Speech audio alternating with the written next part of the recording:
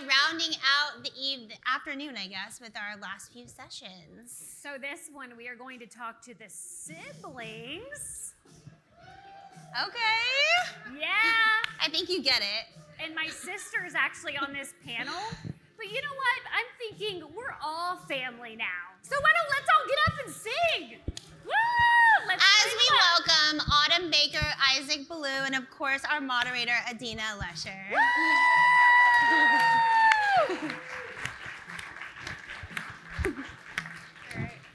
We're so excited to be here with both of you today.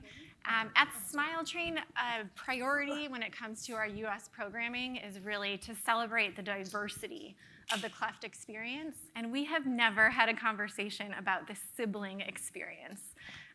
So thrilled that we're going to do that here today. And I also just want to share that, we've had a few meetings prior to this, and usually in meetings before CleftCon sessions, there is this huge range of emotions. With you guys, it was really joy and pride in your siblings, in being part of this community, in this opportunity to share your story. I certainly share that with you as the sibling of a cleft-affected person myself. So I'm really excited for all of you to get to hear from these special people. So Thank you. Jump in. Okay, great. So Autumn, we'll start with you. How would you describe your relationship with your cleft-affected sibling, who I think we all know, growing up, and what role did you play in conversations about cleft in your family? So I am the baby of 4 siblings. My sister Allie, as y'all all know and love. And then there's my brother Drew, and then my brother Adam, who's also here, who is also cleft and palate affected. And then there's me. And so Allie and I are 7 years apart. Adam and I are a year and a half. So the time, I was born, their main surgeries were already, have taken place. So I was pretty kind of clueless. We didn't talk about it in our family. And it wasn't because of a lack of love or support, is we just didn't know. This amazing organization wasn't around, in the 90s and early 2000s. So we really didn't talk about it kind of growing up. Isaac, what about you? And so for us, it was me, my sister, my mom, and my dad, because most of our family was in North Carolina. So we were kind of by ourselves. And so a lot of times when we were growing up, my sister would have her surgeries. And so I would be kind of shipped away up to grandparents or family members to really give my parents the opportunity to really help her go through her process. And so I wasn't really included or a part of her journey as much as I felt like as I got older. And so it really made a big difference when we were growing up on how we saw those that time period. It really felt like I was an afterthought in some of those situations. And so it was really just, how can we be inclusive to each other? And Smile Train has helped us really close that gap on some of the conversations that we've had as a family. It's so interesting. I think when you read about sibling experiences, and not much has been written about this, maybe we'll do a study, that guilt versus resentment. So guilt at what they're going through that you're not, versus resentment, I'm sent away to my grandparents. Why am I not included? Why are they getting something different than me? Autumn, do you have any experiences anywhere in that spectrum you'd want to share? Yeah, we really didn't start the conversation until Allie talked about her story last year. So that was the first time I heard it. Or we really started that conversation in our family, and we still have so much more way to go with it. And then I honestly, preparing these questions, it was very hard, and I'm not gonna cry. I struggled with a lot of guilt as a sibling, because even though I'm the baby, I was like, man, I wish I was there. I wish I knew what they were going through, because I was like, oh, that's why, when Allie and I were going to the beach, that's why she was putting makeup on, and because I didn't understand, she's lining her lips and putting powder on. And I'm over here like, oh, you're beautiful. You don't need it. Why are you doing that? Thinking I'm supporting her when I'm making matters worse. I didn't understand. So a lot of things started clicking for me here recently, and, listening to these questions. So there's definitely a lot of guilt I had to go through with that. And it was a little different for me being the older sibling. I felt much more of a protector style role for her. So it was really like, oh, why are you staring at my sister? You got a problem? Come talk to me about it. If there's something you got to say, you can say it to me. So it was really that I had a lot more undiagnosed anger from trying to be a protector for somebody who I saw every day as a beautiful person, and having my mom and my dad who are really encouraging her to be proud, be loud, and be who she's supposed to be. But then there's all these people who aren't aware, who aren't going to be asking questions and trying to understand what's really happening. So I took on a lot of that pressure internally, like, I have to protect you from these people. And it was really hard for me to not carry that on in other areas. So that's one of those things that really made me look and say, okay, you got to step back and let her come into her own. And now she's in her own. Crushing it at that. So. I would agree with that. You know, we often ask parents, what was that moment like when you were told at the ultrasound or at birth that your child was going to be cleft-affected? Do either of you remember realizing that your sibling was different or that they had a cleft? Because siblings are with us the entire time, start to finish, God willing. Do either of you have any memories of that? So I definitely do, being the older sibling. My dad was very much aware, very aware, and had very plain conversations with us about life and how people would look at us and how people would treat us. And so he was very candid with us about that process. But I remember, and my mom's not gonna like this story, that there was one time when Iva was little and she was crying as a baby, and I told her, hey, Iva, I got you. Mama doesn't know how to raise a baby, so I'm gonna take care of you, and we're gonna get you something to eat so you can stop crying, because mommy's in there asleep, so you don't know what to do. And so ever since then, it's always been that I've always been aware of what she had, but I never looked at her any different for it. Yeah, and for me, I never, like I said, a lot of things clicked a little bit, recently for me. But I knew, my brother Adam had braces for 4 years, and I had it on for a year and a half, and I didn't really understand. Well, he had braces, then I got braces, and he still has braces, and I got mine taken off. So I didn't really understand in the unknown with that. And then even I remember, I think the earliest memory I have is when I was little, and he got to go to Texas Children's Hospital, which is an amazing, amazing hospital in Houston.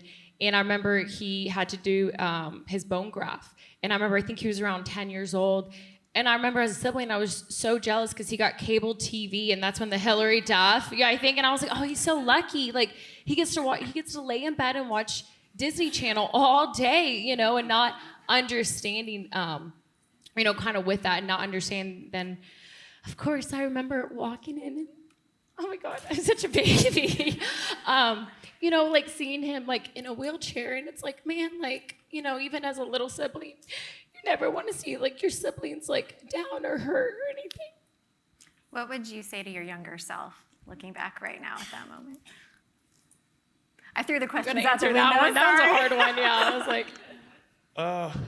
The one thing I would say to my younger self is have more grace with your sister, because you don't understand the challenges that she's not vocalizing to you with how you're processing your individual relationship with me being a teenager, me having all of my athletic accomplishments, all the things that I was doing, how it felt for her to kind of be in the backseat of that world for that life. So I spent a lot of time not a part of her life, but there was a large part of my life that she wasn't a part of either, because I was off doing my own thing. And so me, I wish I'd have had more time to really bring her through my journey, because that would have brought us closer than we already are. But that would have given her another avenue to see how many other people we could have touched along our journey and educated more people. I think for me, I wish I would ask the hard questions, and I would have checked in on them, because they had their surgeries, the time I was born. So I was like, oh, they're good. They look good. Everything's good. I just assumed everything was good. And then I know someone touched on it earlier. It's not, the physical scars, it's the internal scars. And I didn't understand that. So I wish I really was there and checked on them more, and not just assumed they were good because they seemed good. So I wish I did that to my younger self.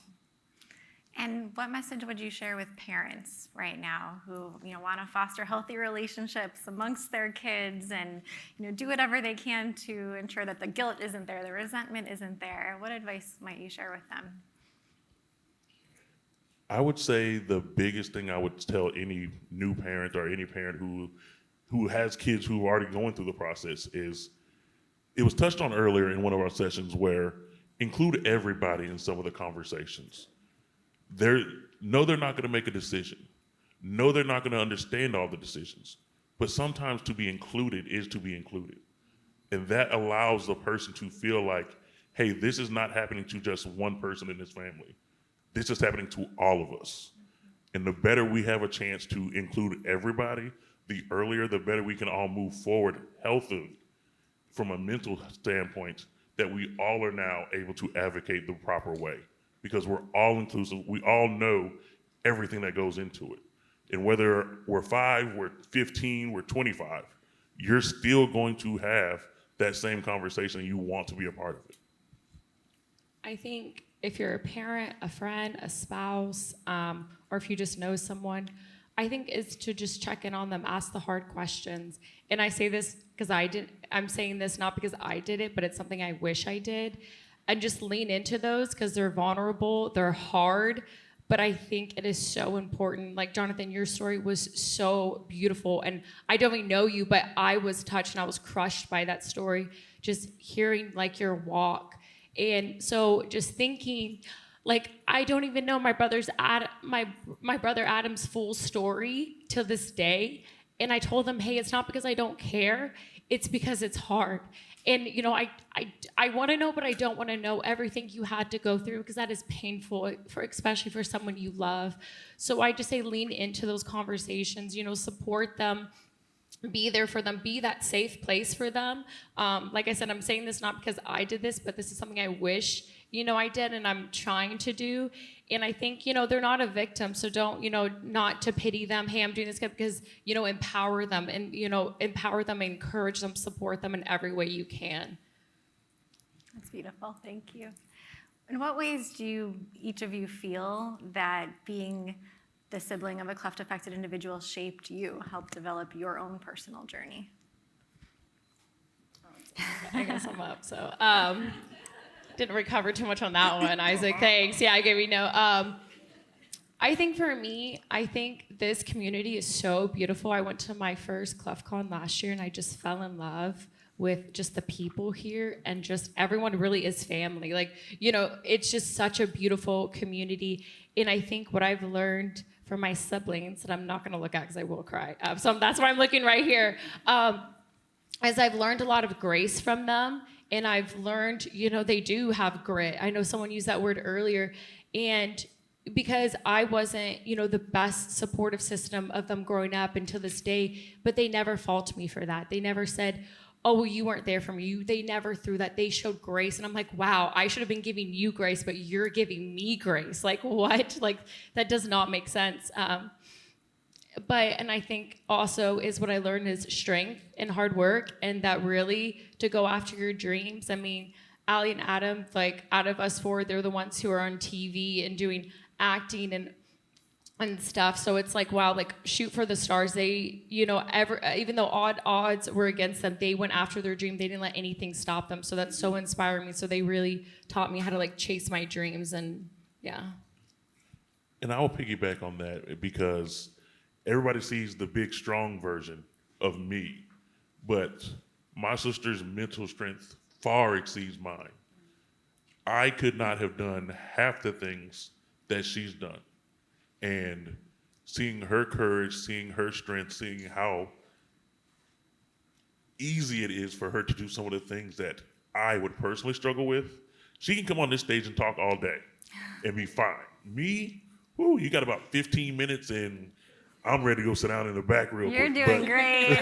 but at the same time, it's like, if I would have had half of the courage, half of the strength that she has, I would be a completely different person. I would be somewhere a Super Bowl champion like Tom Brady or something. Like, who knows where my strength would have been, because she is just a rock of a person to persevere some of the things that she's faced in her life and still be able to push through. So seeing that, if I can have half of her mental strength, I'd be 3 times the person I am today.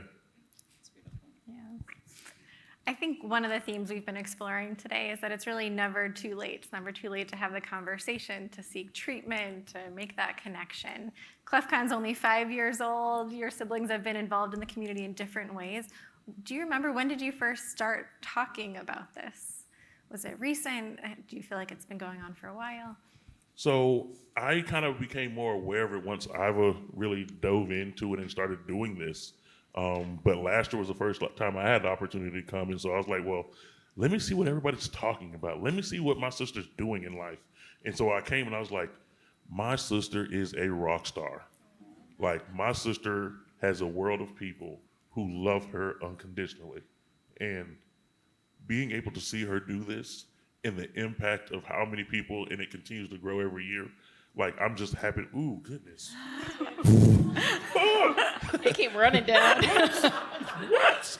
But being able to be in this space and see all of these wonderful faces and how much everybody has continued to show support and continue to come back with more fever and more fervent every year, I will continue to come as long as you'll have me.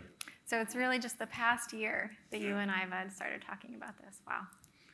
That's incredibly meaningful that you're here just 1 year later on stage with us. And then same for me. I know my sister spoke last year, and then I just remember my mom, she's coming up to me, she goes, we found our community. Like, this is our community. This is where we belong. Because, growing up, they didn't have this system. Like I said, they didn't talk about it because this wasn't around, like, you didn't talk about differences. So it's so amazing and powerful that this is here and stuff. So I feel like once I was at ClefCon, I go, I'm in love. Like, this is it. Like, it's giving me so much fire. I'm just so excited. I'm like, this has to change. Hollywood has to change. Like, we need to do better. And we need to do better support for all of our siblings and our family here. Well, I think what I shared in the beginning really stands true here. These people are so proud and so joyful of their siblings in this community. So thank you guys for being here. And little babies. Oh, yeah, for me, come on. Please. Sorry. You didn't get one for me. Letting me suffer over here. He said, no, I'm good. Thank you. Jeez. Oops. Thank you. We're family here. And one last question before we head over to Q&A. The sibling experience is one that shouldn't be ignored, that we really do need to be more cognizant of in these conversations. What do you think other siblings should know? And I think we've touched on it during this, is just being able to have that conversation, be able to have that difficult conversation and just ask a question, talk about it. Like, and even those who may not have a sibling, like, you now have a room full of siblings. Like, I count Hunter as like my little brother. Like, you are a sibling. Matt Line, like, you guys are family to me now. Like, whatever support you need, you have a network. So make sure that you share and ask questions of anybody. You have a network of siblings. When we were going through these calls, I was kind of struggling, like, what do I say, in this? And I remember I was like, should I say this? But I don't know. It's not my story. What should I do? And I remember Adina so beautifully, she empowered me because she goes, Autumn, I know, you're not cleft-affected, but this is part of your journey too. And I remember I was like, wow, like, that hit me. And I found so much peace with that, is that, as siblings, we might have not have gone through the surgeries. We might have, not actually, know what it really feels like, and we don't really know the pain, but it is part of your journey too. And that's what Adina empowered me. So I also want to empower you guys as well, is that this is part of your journey as well. Like I said, you might have not gone through the surgeries, but to empower yourself as well, so. Well, it's been such a joy for me to work with you guys over the past few months, so thank you. We know. Yeah. She's just saying that. She's paid to say that. She has She had to. to. She's so happy she's We know she's done. gonna say that, though. Never has to do this.